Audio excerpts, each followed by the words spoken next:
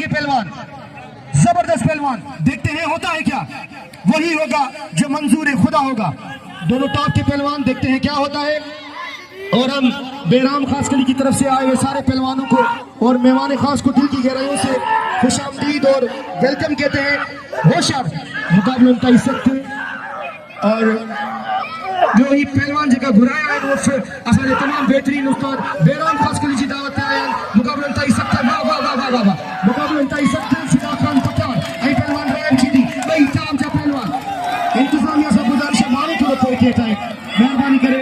वाह वाह, मुकाबला उनका इज्जत है। ना ना ना ना ना ना ना ये मलक कौन थी दिए, ना ना ना ना ये मलक कौन थी दिए, ये मलक जी ज़ाब्ते के खिलाफ है, ये मलक जी कानून के खिलाफ है, मलक जी ज़ाब्ते के खिलाफ है। पंद्रह में चुका कुछ हुआ, कुछ रूल्स सुधान, कुछ रेगुलेशन सुधान, ये कौन हुआ मलक, ये कौन बड़ी पिया, ये कौन बड़ी पिया, ये तो वही बात करे।